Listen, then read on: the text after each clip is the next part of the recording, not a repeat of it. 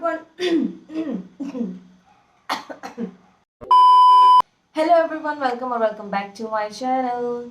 सुबह से मैं इस वीडियो का बनाने का वेट कर रही थी क्योंकि मेरे घर के आसपास वहाँ वहाँ वहाँ वहाँ वहाँ बहुत चल रहा था, तो उसकी वजह से मुझे नींद भी आ गई थी। मैं सो के उठ के अभी ऐसे तैयार होके वीडियो बनाने के लिए बैठी हूँ। मैंने कुछ टाइम पहले कम्युनिटी पोस्ट में डाला था कि एम्स से रिलेटेड आपसे आपके कुछ भी क्वेरीज हैं, कुछ भी डाउट है आप पूछ लो। तो भर भर के क्वेश्चंस आए हैं। जो भी वीडियोस बनाओ उसमें रिपीट होते जाते हैं ये क्वेश्चंस के, ये वो सेम क्वेश्चन आता है। तो मैंने सोचा क्यों ना एक वीडियो बना के ही आपको ये सारे जितने भी है वो डाउट क्लियर हो जाए। तो मैंने इसमें सब इतने सारे क्वेश्चंस नोट करके रखे हैं। सो या लेट्स गेट स्टार्टेड। जो क्वेश्चन है जो मैं सबसे पहले मैंने पिक किया है वो मतलब मोस्ट ऑफ मेरे ऑडियंस का डाउट है, जो भी बोल सकती हूँ वो सब है। आपको मतलब अगर आपका क्लिनिकल नॉलेज बहुत पुअर है, आपने कभी बेड साइड काम नहीं किया है पेशेंट्स के, तो एज अ नर्सिंग ऑफिसर आप जब ज्वाइन करते हो तो आपको कहीं वो सिखाते हैं कि नहीं सिखाते हैं, या वो फर्स्ट डे पे आपसे क्या एक्सपेक्ट करते हैं कि आपको क्या क्या करना चाहिए, या हम फर्स्ट डे पे जब हम एक कोई भी एम्स ज्वाइन करेंगे तो हम क्या क्या करेंगे, मतलब क्या क्या करवाते हैं। तो ये सब उनका डाउट था। तो बहुत सारे होते हैं जो नया फ्रेशर होता है, जैसे हम एज अ फ्रेशर हमने यहाँ ज्वाइन किया है। एम्स हमेशा फ्रेशर को लेता है, तो ऐसा कुछ नहीं है कि अगर आपको कुछ नहीं आता है या आपका क्लिनिकल जो एक्सपीरियंस है बहुत पुअर है तो आपको बहुत डिफिकल्टी होगी। ऐसा कुछ नहीं है। मुझे भी मेरे सीनियर्स ने सिखाया है जो जो काम मुझे नहीं आते थे। हाँ, मैंने इंटर्नशिप के टाइम पे जब मैंने अपना इंटर्नशिप किया था उस टाइम पे बहुत सारा जो काम था वो सीख लिया था। बट जो काम नया था वो मेरे सीनियर्स ने सिखाया है। मैंने जितनी बार भी उनको सेम चीज़ पूछा है वो हमेशा बताते थे, क्योंकि होता है फर्स्ट फर्स्ट आपको डाउट होते हैं, फर्स्ट नई जगह है तो बहुत सारा हेजिटेशन रहता है। तो ऐसा कुछ नहीं है, आपके जो सीनियर्स है वो आपको सारा काम सिखा देंगे। और वो हमेशा जब भी आपकी ज्वाइनिंग होती है वो पूछ लेते हैं कि आप फ्रेशर हो या एक्सपीरियंस वाले हो। तो मैं फ्रेशर थी तो मैंने बताया जो भी था। और फर्स्ट डे पे मेरा जो मैंने फर्स्ट डे ज्वाइन किया था तो उन्होंने मुझे कुछ नहीं करवाया था, बस मुझे हेल्प के लिए बोला था। जो जो मतलब किसी जो स्टाफ है उनकी हेल्प करना है मुझे, तो मैं उनकी हेल्प कर रही थी और साथ साथ सीख भी रही थी कि कैसे कैसे हैंडल करते हैं पेशेंट्स को, ये जो उनके काम है कैसे चीज़ें हैंडल करते हैं। तो फर्स्ट सेकंड थर्ड डे मेरे तो ऐसे ही किया, मतलब मैं हेल्प करती रही। फिर नेक्स्ट चौथे दिन से मुझे पेशेंट अलॉट हुआ, और जिस दिन मुझे पेशेंट अलॉट हुआ तो मुझे बहुत डर लग रहा था कि मैं कैसे करूँगी। बट या हो गया था। जिनको भी मैंने ओवर दिया, जिनसे भी ओवर लिया तो उन्होंने मुझे अच्छे से समझाया। आई होप मैंने जो एक्सप्लेन किया आपको समझ आया हो। सो या नेक्स्ट क्वेश्चन है, बहुत इंटरेस्टिंग क्वेश्चन है क्योंकि ये मुझसे बहुत सारे पूछते रहते हैं डीएम करके भी और ऐसे कमेंट करके भी। तो ये मतलब मोस्ट ऑफ द ऑडियंस हम स्टार्ट हो गया फिर से। Tell me your thought before coming Patna and after coming Patna, and best thing about Bihar and worst thing about Bihar. So Patna आने से पहले तो मैं बस यही सोच रही थी कि मैं कब पटना जाऊँ, कब पटना जाऊँ, कब पटना जाऊँ, क्योंकि हमारी ज्वाइनिंग हो ही नहीं रही थी। बाकी सब एम्स की ज्वाइनिंग हो गई थी। मुझे ज्वाइनिंग लेने के लिए 4-5 महीने का वेट करना पड़ा, जो कि बहुत गंदा था। मतलब मैं लिटरली रोती थी कभी कभी कि यार मेरी ज्वाइनिंग होगी कि नहीं होगी, ये बुलाएंगे कि नहीं बुलाएंगे, मेरे डॉक्यूमेंट मैंने सही अपलोड किए हैं कि नहीं किए हैं, क्योंकि हमेशा ये डॉक्यूमेंट्स की वजह से हमको डिले करते रहते थे। एम्स सबके माइंड में रहता है कि हाँ एम्स जा रहे हैं, वाओ एम्स ऑल इंडिया, तो बहुत एक्साइटेड रहते हैं आप। और मैं जैसे मैं भी थी बहुत एक्साइटेड थी। हाँ, आने के बाद भी एक्साइटेड थी, वो कैंपस वो सब देख कर कि नाइस। तो जैसे ही मेरी फर्स्ट मैं पटना आई उसके बाद से मुझे ज्वाइनिंग के मेरे 2-3 दिन थे ना वो मेरे मतलब बहुत अच्छे थे। हम उधर एडमिन में रहते थे, वहाँ ज्वाइनिंग ये डॉक्यूमेंटेशन ये सब कुछ हुआ तो बहुत ऐसे अच्छा लगता था कि हाँ लग रहा था कि हम फाइनली एम्स आ गए हैं, एम्स में हमने कदम रख दिया है और अब हम गवर्नमेंट एम्प्लॉय बन गए हैं। तो ये बहुत खुशी वाली बात होती है और बहुत प्राउड वाली बात होती है, क्योंकि साथ में पेरेंट्स भी आते हैं ना तो उनको भी बहुत अच्छा प्राउड फील होता है ऐसे। तो उनको देखकर मुझे तो काफ़ी अच्छा लगा कि हाँ ये सब। बेस्ट थिंग की बात करूँ कि मुझे बिहार में सबसे अच्छा क्या लगा, तो मुझे सबसे अच्छा लगा यहाँ के लोगों का बिहेवियर। किसी से भी बात करूँ यहाँ के लोगों की, चाहे वो लोकल है, शॉपकीपर है, कोई भी है, सबका जो बिहेवियर है, जैसे पेशेंट अटेंडेंट है, सबका बिहेवियर बहुत ही पोलाइट है। मतलब मैं ये नहीं बोल रही कि सारे भोले हैं, ऐसा कुछ नहीं है। मतलब मोस्ट ऑफ द पर्सन जो बिहार में है वो सारे मतलब बहुत काइंड है और बहुत अच्छे से बात करते हैं। सबसे गंदा मुझे यहाँ का इन्वायरमेंट इन्वायरमेंट से मतलब है यहाँ का जो सबसे पहले जो ड्रेनेज सिस्टम है बहुत बेकार है। जब बारिश होती है तो मतलब घुटने तक तो पानी आ जाता है, मतलब घुटने तक तो थोड़ा मैं बड़ा चढ़ा के बोल रही हूँ। नहीं झूठ बोल रहा है। बहुत ज़्यादा पानी भर जाता है रोड में आपके, मतलब आप पूरे पैर ऐसे गंदा पूरा, क्योंकि ड्रेनेज सिस्टम सही नहीं है तो नालियों से ये तो बहुत गंदा है यहाँ ऐसे ड्रेनेज सिस्टम। सेकंड, यहाँ गंदगी बहुत ज़्यादा है। ऑफ कोर्स ड्रेनेज सिस्टम सही नहीं है तो गंदगी भी बहुत ज़्यादा है। जो यहाँ के लोग हैं वो ज़्यादा माइंड मत करना, बस हाँ ये सब आपको भी पता होगा कि यहाँ का जो सैनिटेशन है ये सब अच्छे से नहीं है, प्रॉपर नहीं है। इसीलिए यहाँ जो जितने भी कम्युनिटी है, जितने भी लोग हैं बहुत ज़्यादा बीमार होते हैं, क्योंकि ड्रेनेज सिस्टम सही नहीं है तो साफ़ सफाई अच्छी नहीं है, तो उसकी वजह से बहुत बहुत ज़्यादा बीमार होते हैं यहाँ लोग। जब भी आपने एम्स विजिट किया होगा आपने उसके बाहर ही देख लिया होगा, इतनी गंदगी है, इतनी गंदगी, मतलब वहीं पे खुली हुई नाली है, बगल बगल में ऐसे ठेले लगे हैं, मक्खियाँ सारा सब दौड़ रहे हैं वहीं पे, खा रहे हैं सब कुछ। तो उसको देखकर मुझे बहुत अजीब फील होता है, मतलब मुझे ऐसा होता है कि काश यहाँ बाहर पे थोड़ा अच्छा हो जाता, साफ सुथरा हो जाता, कितना अच्छा लगता है।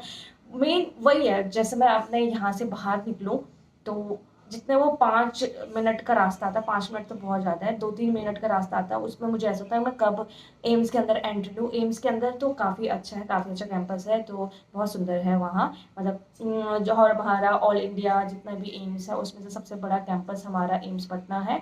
तो कैंपस बहुत सुंदर है, बट जो रास्ता है एम्स आने के लिए वो बहुत गंदा है। जब हम यहाँ फर्स्ट दिन आए थे हमने लैंडलॉर्ड से पूछा था कि हम कूड़ा कहाँ फेंके, हमने कूड़े के बारे में पूछा था कि कहाँ करते हैं, तो उन्होंने कहा ऐसे फेंक दो। हमने 2 बार पूछा, उन्होंने कहा हाँ, ऐसे फेंक दो। बट हम अभी जो हम है हमारे बगल वाले रूम है वो प्रॉपर हम कूड़ा जलाते हैं, मतलब कभी फेंकते नहीं है, क्योंकि खुद अंदर ही से नहीं आता कि आप कैसे फेंक सकते हो कूड़ा, कहीं भी कैसे गंदगी कर सकते हो। बाकी सब तो ऐसे ही फेंकते रहते हैं, कोई अपने घर से बाहर फेंकते हैं, किसी को कोई फर्क नहीं पड़ता कि किसी के घर के आगे आ रहा है। तो यहाँ ऐसी है कि कूड़ा ऐसे फेंकते हैं तो उसकी वजह से पूरा गंदा। Okay next question, most asked questions हैं, क्योंकि ये जब से मैं बीएससी नर्सिंग में हूँ तब से ये क्वेश्चंस मेरा पीछा नहीं छोड़ रहे हैं और मुझे लगता है कभी छोड़ेंगे भी नहीं।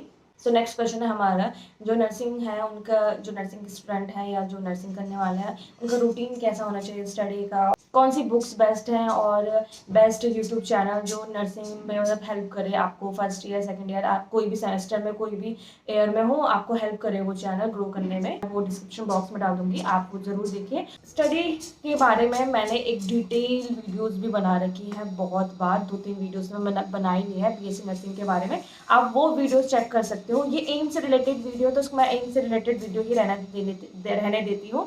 आप मैं वो जो लिंक है Q&A वीडियोस के वो डिस्क्रिप्शन बॉक्स में डाल दूंगी, वो देखिए। और जहाँ तक कि बुक्स की बात है मैंने 2-3 वीडियोस में ऑलरेडी बता दिया है, PR. Yadav, N+, target high, ये तीनों बेस्ट बुक है। अगर आपको अभी से नॉर्सेट की प्रिपरेशन करनी है तो पी.आर. यादव से स्टार्ट करो, क्योंकि वो बेसिक बुक है। आप जब पी.आर. यादव को अच्छे से पढ़ लोगे फिर N+, टारगेट हाई इन सब में जाओ और उन बुक्स को बार बार रिपीट करो, साथ साथ अपने जो आपकी सिलेबस है उसको भी कवर करो और आपके जो बेसिक नोट्स हैं उसको भी रिवीजन करो।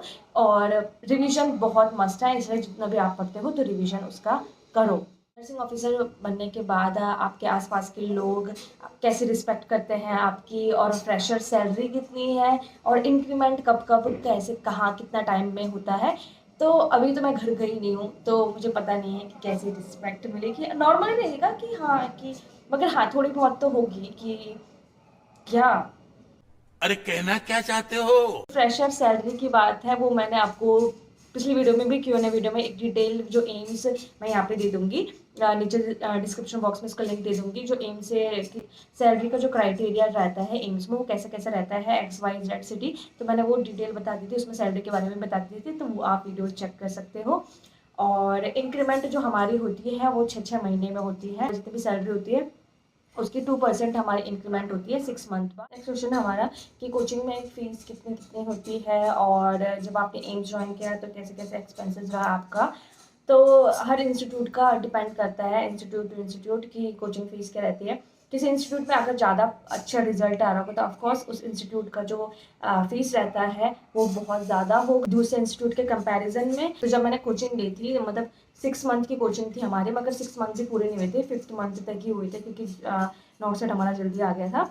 तो उस टाइम पे जो मेरी फ़ीस थी वो 19,000 थी कोचिंग की, जो जिसे मैंने पढ़ा है AKS इंस्टीट्यूट देहरादून में है। कोई नई नई कोचिंग स्टार्ट कर रहा है तो उसके थोड़ा कम हो सकता है, ये so it's depend on coaching to coaching. बाकी जो मेरे एक्सपेंसिव रहे जब मैं यहाँ आई हूँ, तो यहाँ से जब हमने ट्रेन की बुकिंग की थी, तो उत्तराखंड से हमने बुकिंग की थी ट्रेन की, तो जो कि मुझे ज़्यादा पड़ा क्योंकि मैंने तत्काल वाला किया था, क्योंकि अचानक से उसका रिजल्ट आया था ना कि आपको आना है ज्वाइनिंग के लिए।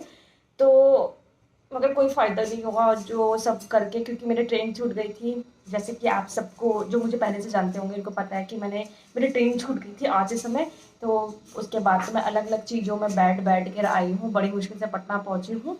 और ये सब रहा, मतलब आप समझ सकते हो कि आपके आने का खर्चा, यहाँ नया जो रूम मिलता है उसका एडवांस देना पड़ता है, और बाकी आपको सामान लेना पड़ता है बहुत ज़्यादा। जैसे मेरा मैट्रेस है, बहुत सारी चीज़ें ली है, किचन का सामान आपका, अगर आप टिफ़िन सिस्टम नहीं लगाते हो जो राशनिंग का रहता है सामान, तो आपके आप अगर एक पूरा मोटा मोटा बता दूँ मैं आपको यहाँ के आने के बाद, तो 20-25 तो आपके लग ही जाएंगे, मतलब आने का, यहाँ रहने का, और जो सामान होता है किचन इन सब का, तो 20-25 हज़ार 30 तक आपके मैक्सिमम लग सकते हैं। तो इतना तो होता ही है, नॉर्मली इतना है, और वो डिपेंड करता है आप पे कि आप कुछ और ज़्यादा खरीदोगे। बाकी ये सभी टेबल चेयर ये सब चीज़ें, ये जो डेकोरेशन है मेरा, ये सब मैंने बाद में किया है, बट जो बेसिक की बात है वो आपका 25 to 30 इतना मैक्सिमम लग जाएगा। जो हमारा नेक्स्ट क्वेश्चन है, ट्रांसफ़र पॉलिसी इन एम्स। अभी तो कुछ ट्रांसफ़र पॉलिसी नहीं है, मतलब हमेशा कुछ साल पहले से बताते हैं कि हाँ ट्रांसफ़र पॉलिसी खुलेगी, ट्रांसफ़र पॉलिसी खुलेगी, बट अभी तक कुछ ऐसा नहीं है कि ट्रांसफ़र पॉलिसी खुलेगी। हाँ, जिस दिन ट्रांसफ़र पॉलिसी खुल गई तो वो अच्छा होगा, क्योंकि ऐसे म्यूचुअल डिसाइड हो जाएंगे ना, किसी को एम्स पटना जाना होगा, किसी को एम्स ऋषिकेश जाना होगा, तो म्यूचुअल कर देंगे ऐसे आपस में, तो जा सकते हैं जब भी खुलेगी ट्रांसफ़र पॉलिसी, बट अभी पता नहीं कब खुलेगी। नेक्स्ट क्वेश्चन है कि अगर हमने BSc नर्सिंग एम्स से किया है या स्टेट कॉलेज से किया है, तो उन दोनों में डिफरेंस क्या रहेगा। हमको अगर हमने एम्स से BSc नर्सिंग की है तो हमको कुछ बेनिफिट मिलेगा या नहीं मिलेगा। स्टेट में हो चाहे एम्स में हो, दोनों की स्टडी सेम होती है, बस डिपेंड करता है टीचर्स पे कि वो आपको कितना अच्छे से पढ़ाता है, वो आपको कितने अच्छे से पढ़ाता है। सेम ये मेरा एक्सपीरियंस है। आप मतलब और स्टेट कॉलेज में भी अच्छे से पढ़ाते होंगे, बट हमारे यहाँ मतलब ऐसे ज़्यादा अच्छे से नहीं पढ़ाते थे, मतलब बहुत ये था कि हमने खुद से भी बहुत ज़्यादा स्टडी की है, मतलब हम डिपेंड नहीं रहते थे टीचर्स पे कि हाँ टीचर्स हमको आके पढ़ाएंगे। तो ये हमने जो BSc नर्सिंग में है खुद से ही अच्छे से पढ़ाई की है, थोड़ा बहुत टीचर्स ने हमको भी पढ़ाया है, बट हम उन पर कभी ऐसे डिपेंड नहीं थे अपनी पढ़ाई को लेकर। हाँ, बट ये जो एम्स में है उनको मैं, उनके जो टीचर्स हैं वो भी बताते हैं, बच्चे जब हम ऐसे पूछते हैं ना नॉर्मली, तो भी बताते हैं कि हाँ स्टडी यहाँ की बहुत अच्छी है, बहुत अच्छे से टीचर्स पढ़ाते हैं, प्रैक्टिकल ये सब लेते हैं। तो थोड़ा बहुत डिफरेंस है पढ़ाई का। एम्स मुझे लगता है कि हाँ एम्स में ज़्यादा अच्छे से बेटर उससे पढ़ाते हैं, क्योंकि ऐसे क्वालिफाई होके आते हैं सारे टीचर्स, MSc सब ने किया होता है। जो स्टेट के टीचिंग के जो पेपर होते हैं वो बहुत साल बाद निकलते हैं, तो तब तक ऐसे कॉन्ट्रैक्ट वाले टीचर्स भी आपको वहाँ पढ़ा देते हैं, जो सीधा BSc नर्सिंग के बाद जिनको थोड़ा बहुत एक्सपीरियंस रहा होगा उनको भी ले लेते हैं ऐसा कॉन्ट्रैक्ट बेस पे। तो आई थिंक कि एम्स में बहुत अच्छी पढ़ाई होती है। और बेनिफिट की बात करें तो बहुत सारे एम्स में ऐसा होता है कि जब आपने BSc नर्सिंग कर दी होती है, कॉन्ट्रैक्ट पे आपको जॉब यहाँ दे देंगे, जो कि बहुत अच्छी सैलरी देते हैं आपको, मतलब ऐसे नॉर्मली बहुत अच्छी सैलरी रहती है कॉन्ट्रैक्ट वालों की। तो वो आपको 6-6 महीने का मतलब ऐसे देते हैं कि 6 महीने का आपने जॉब किया, फिर अगर अगर आपको एक्सटेंड करना है तो फिर 6 मंथ आप एक्सटेंड कर सकते हो। बट हाँ कभी भी ये है कि वो टर्मिनेट हो सकता है वो जो कॉन्ट्रैक्ट है, बट या 6 मंथ करके वो आपको मतलब जॉब दे सकते हैं। स्टेट कॉलेज में हम जब इंटर्नशिप करते हैं तो हमको कुछ भी सैलरी नहीं मिलती है, कुछ नहीं मिलता है, हम फ्री उसमें सेवा कर रहे रहते हैं, अपना सीख रहे रहते हैं, अपने एक्सपीरियंस ले रहे रहते हैं। बट यहाँ एम्स में जब अगर आपने इंटर्नशिप की है जो आपकी 6.5 मंथ की होती है, 6 मंथ की होती है इंटर्नशिप, उसमें आपको जो सैलरी रहेगी फिर 17,000 तक रहेगी, जो कि एक स्टूडेंट लाइफ में बहुत अच्छी सैलरी है। मतलब आप यहाँ हो, स्टूडेंट हो, 17,000 आपको आ रहा है, तो आप क्या क्या नहीं कर सकते हो। हम अगर हमारे टाइम पे आते तो हम पता नहीं क्या क्या कर देते, कितना खुश हो जाते। बट स्टेट कॉलेज में नहीं है, बट एम्स में ये है रूल है कि आपको इंटर्नशिप के टाइम पे सैलरी मिलती है, पेमेंट मिलता है। क्वेश्चन हमारा नाइट ड्यूटी कंपलसरी है, अगर हम नाइट ड्यूटी नहीं करेंगे तो क्या होगा। यस, नाइट ड्यूटी कंपलसरी है और डिपेंड करती है वार्ड टू वार्ड। तो मेरी फ्रेंड है ऊटी में है, उसने अभी 6 महीने हो गए हैं, तो उसने अभी तक एक भी नाइट ड्यूटी नहीं की क्योंकि उनकी जनरल शिफ्ट लगती है 8 बजे से 4 बजे तक की। बट अभी उनकी उनकी भी मतलब ऐसे शिफ्ट मॉर्निंग इवनिंग अब लगेगी, उसकी भी नाइट लगेगी। तो जो नाइट का जो टाइम ड्यूरेशन रहता है वो 12 घंटे का रहता है, मतलब नाइट्स के 8 बजे से सुबह के 8 बजे तक ही रहता है। और डिपेंड करता है डिपार्टमेंट में, कहीं नाइट होती है कहीं नहीं होती है।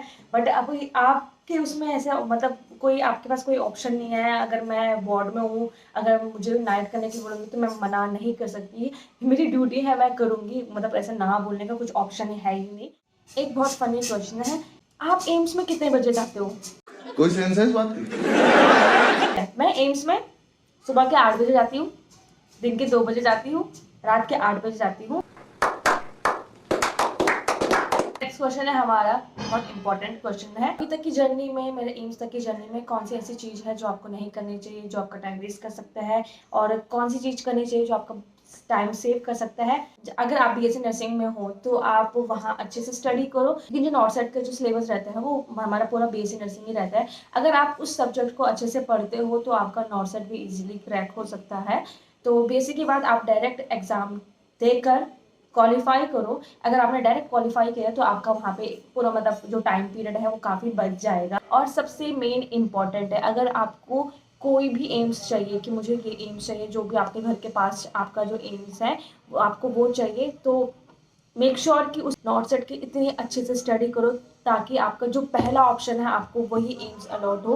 क्योंकि बाद में अगर आपको कोई दूसरा एम्स अलॉट होता है ना, आप तो लेने के लिए ले लोगे, बट आपको बाद में जो कोई दूसरा या घर से बहुत दूर अलॉट होता है ना, तो थोड़ा मन में ये रहता है कि यार काश घर के पास होता है, काश घर के पास होता था, हम इजीली घर जा पाते। तो ये सब भी रहता है थोड़ा बहुत मन में, तो इसीलिए अच्छे से स्टडी करो। सी, एम्स दिल्ली, एम्स ऋषिकेश, बिलासपुर और जोधपुर, ये 2-3 एम्स ऐसा है कि अगर आपको उसमें ज्वाइन करना है तो आपको बहुत अच्छी रैंक लानी पड़ेगी। जो भी एम्स चाहिए अपना मनपसंद है, अपने घर के पास जो भी है, उसके लिए आप अच्छे से स्टडी करो और एक ही बार में अच्छे से क्लियर करके उस एम्स में ज्वाइन कर लो। नेक्स्ट क्वेश्चन है हमारा नॉर्थ साइड से रिलेटेड, कि जो नॉर्थ साइड का न्यू पैटर्न है, मतलब उसके बारे में थोड़ा बहुत बताओ। से नॉर्थ सेट 5 से हमारा प्री मेंस 2 हो गया है। प्री में हमारा नॉर्मल मॉडरेट ऐसे क्वेश्चंस आएंगे और जो हमारा मेंस है उसमें difficult to very difficult questions आएंगे। जो प्री हमारा नॉर्थ सेट होता है उसमें अगर क्लियर हो जाओगे तो आपको मेंस में जो मेंस नॉर्थ सेट है वो देने का मौका मिलेगा, कि आप साल में 2 पेपर हो गए हैं नॉर्थ सेट के, मतलब आपके 2 नहीं 4 बोल सकती हूँ, क्योंकि अब प्री मेंस हो गया है, तो मतलब साल में 4 पेपर देने पड़ेंगे आपको नॉर्थ सेट के लिए, जो कि काफ़ी हेक्टिक है। मैं समझती हूँ कि उसकी मतलब वैसे ज़रूरत नहीं थी प्री मेंस की। आप सिंपल साल में एक पेपर निकाल सकते थे नॉर्थ सेट का, और बार बार प्री मेंस हो प्री मेंस हो प्री मेंस हो, तो आधे से ज़्यादा बच्चों का इसी में दिमाग ख़राब हो जाता है। जिस बच्चे का प्री क्वालिफाई हो गया होगा तो उसको मतलब मेंस देने से पहले ही ऑप्शंस आ जाएंगे कि आप कौन कौन से एम्स चाहते हो, मतलब अलॉट अपनी प्रेफरेंस के हिसाब से भरने के लिए आ जाएगा ऑप्शन। रिजल्ट आ जाएगा, उसमें पता चल जाएगा कि आप क्वालिफाई हो कि नहीं क्वालिफाई हो। उसके कुछ दिन बाद 2-3 दिन बाद आपको काउंसलिंग का भी रिजल्ट आ जाता है कि आपको कौन सा एम्स अलॉट हो गया है। तो ये सब रहा नया चेंज जो नॉर्थ सेट में ला गए हैं। सो नेक्स्ट क्वेश्चन है हमारा कि एनओ मतलब नर्सिंग ऑफिसर का कुछ प्रमोशन कैसे कैसे होता है। सी, अभी हम नर्सिंग ऑफिसर की पोस्ट पे हैं, तो नर्सिंग ऑफिसर की पोस्ट के बाद 3 साल का ये पूरा एक्सपीरियंस लेके हम एसएनओ बन सकते हैं, सीनियर नर्सिंग ऑफिसर। उसमें सीनियर नर्सिंग ऑफिसर बनने के लिए आपको 3 साल का एक्सपीरियंस होना चाहिए, प्लस अलग अलग एम्स आपको मतलब एसएनओ की पोस्ट निकालते रहते हैं, जिनका जिनका 3 साल का एक्सपीरियंस हो गया वो उसको भर सकते हैं, उसमें एग्ज़ाम दे सकते हैं। तो 3 साल का वो एक्सपीरियंस चाहिए हमें एसएनओ बनने के लिए। एसएनओ अगर आप जब बन जाते हो ना, तो आप मतलब समझ लो बेड साइड से दूर हो जाते हो, पेशेंट के बेड साइड से। आपको बस पूरा इन्वेंट्री जो डायरी जो भी डॉक्यूमेंट्स वाला जो काम होता है ना वो करना पड़ता है, वार्ड मैनेजमेंट वाला काम करना पड़ता है। एसएनओ के बाद बनता है एएनओ, असिस्टेंट नर्सिंग ऑफिसर। उसमें उसमें हमारा जैसे एएनएस यहाँ क्या होता है कि जैसे एम्स होता है, तो एम्स में हर डिपार्टमेंट में, चाहे मेडिसिन डिपार्टमेंट है और ओपीडी है, आपका सर्जरी है, तो उन सबकी जो उन सबका एएनएस होता है एक, मतलब 4 वार्ड का एक एएनएस है, ओपीडी का एक एएनएस है, तो वो सारे बहुत मतलब वो सब एएनएस होते हैं। तो वो भी काफ़ी अच्छी पोस्ट है। एएनएस के बाद हमारे डीएनएस होता है। डीएनएस के बाद हमारे नर्सिंग सुपरिटेंडेंट होता है। जो नर्सिंग सुपरिटेंडेंट है वो बहुत सुपीरियर है। और उनके बाद सीएमओ होता है जो भी और भी सुपीरियर है, चीफ मेडिकल ऑफिसर है, जिसमें हमको ऐसे प्रमोशन मिलता है। लीव फॉर एनओ, ओके, ये हमारा लीव का फॉर्म है। मतलब इसमें हमको अर्न लीव मिलती है जिसे हम ईएल बोलते हैं, सीएल मिलती है, कम्युनिकेटेड लीव मिलती है, मेडिकल लीव मिलती है, इमरजेंसी लीव मिलती है। तो जो हमारी अर्न लीव होती है वो हमको पूरे साल में 30 मिलती है। और हमारी जो सीएल होती है पूरे साल में 8 मिलती है। सीएल हमको मतलब साल में लेनी पड़ती है, वरना वो आगे मतलब प्लस नहीं होती है, आगे ऐड नहीं। बट हमारी जो ईएल होती है वो आगे जाके प्लस होती है। अगर आपकी ईएल आपके पास 20 है, अगर आपने इस साल बस 15 ली है तो 5 ईएल बचेंगी, वो नेक्स्ट ईयर में ऐड हो जाएंगी। तो ईएल ऐड हो सकती है बट सीएल आपको लेनी पड़ती है। और बाकी मेडिकल लीव होती है और इमरजेंसी लीव होती है। तो वो भी मेडिकल लीव 5 ऐसे कुछ होती है, 4 या 5 होती है। ये साल में 2 बार आरएच मिलती है, तो वो भी आप ले सकते हो कभी भी। आरएच मतलब ऐसा होता है कि रिस्ट्रिक्टेड हॉलीडे। हमारे पास एक पीडीएफ है जिसमें हमारे पास आरएच डिसाइड है कि आप इस दिन पे आरएच ले सकते हो। मतलब वो जो दिन है जैसे गांधी जयंती, उसी दिन आप अगर आपको आरएच लेना है तो उसी दिन ले सकते हो। तो ऐसे कुछ है, हमको आरएच फिक्स डेट में लेनी पड़ती है, बट अभी तक मैंने लिया नहीं, तो लेट्स सी कब लूँगी। और आरएच नेक्स्ट ऐड भी नहीं होती है। तो मतलब हम अगर टोटल की बात करो तो 40-45 तक हमारे पास छुट्टियाँ रहती है। वाई नर्सिंग प्रोफेशन, आपका दिमाग में कुछ और प्रोफेशन था जो आपको करना था बट आपने नर्सिंग कर ली है। टू बी ऑनेस्ट, मैंने जैसे अपना 12th क्लियर किया, मैंने वैसे प्रेशर था, नीट दिया देखने के लिए कि कैसा क्या आता है पैटर्न ये सब। तो उसमें नहीं हुआ, ऑफकोर्स नहीं हुआ, क्योंकि बिना तैयारी के आपका नहीं हुआ। बट मैंने बीएससी नर्सिंग का भी पेपर दिया था, उसमें क्वालिफाई हो गया। तो मैंने सोचा कि क्वालिफाई हो गए तो ज्वाइन कर लेते हैं। तो वो मुझे मतलब ऐसा नहीं चाहिए था कि कुछ गैप नहीं चाहिए था, इसीलिए मैंने डायरेक्ट बीएससी नर्सिंग में एंट्री ले ली। इसलिए जब बीएससी नर्सिंग की फिर ये सब ये करके यहाँ बैठी हूँ। सेकंड चीज़ के बारे में सोचो कि हाँ अगर नर्सिंग नहीं तो क्या। तो अगर नर्सिंग नहीं तो शायद मैं ऐसे ही यूट्यूब इन सबको, सोशल मीडिया इन सब में बहुत ज़्यादा इन्वॉल्व होती, जो कि मैं हूँ बट उतने अच्छे से नहीं हूँ। क्योंकि कभी ना कभी मेरा जो प्रोफेशन है, ये नर्सिंग प्रोफेशन है, मेरा सोशल मीडिया में के बीच आ जाता है। तो मुझे चाहे ना चाहे, मतलब चाहे ना अनचाहे, अरे कहना क्या चाहते हो? वो बीच में पॉज करना पड़ता है, जो कि मैं पॉज करती रहती हूँ। आप फिर बीच में बोलते रहते हो कि कहाँ गई कहाँ गई कहाँ गई। तो क्या ये थोड़ा बहुत मुझे मेरा सोशल मीडिया इन सब पे थोड़ा बहुत अफेक्ट करता है। तो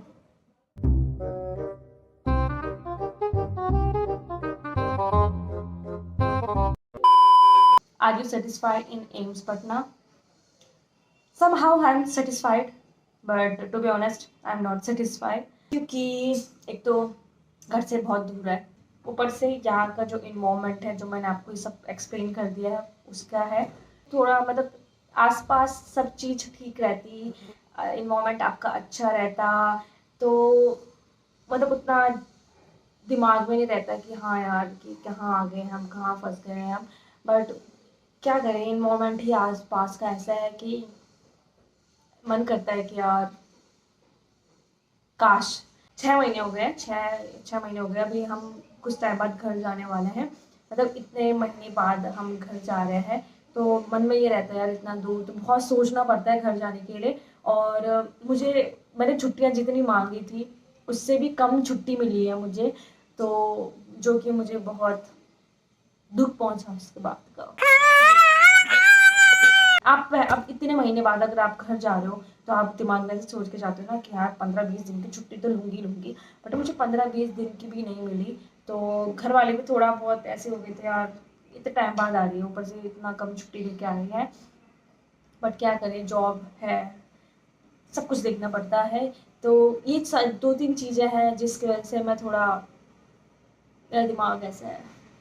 सेटिस्फाई इस बात के लिए हूँ कि हाँ जॉब कर रही हूँ, अच्छी खासी जॉब है, अच्छा खासा कमा रही हूँ, तो बट दिमाग में वही चलता है कि काश। Bye and see in the next video. तब तक मेरी वीडियोस को बहुत सारा प्यार दीजिए, सब्सक्राइब करिए, लाइक करिए, कमेंट करिए और शेयर भी करिए। तो bye and see in the next video. Bye bye.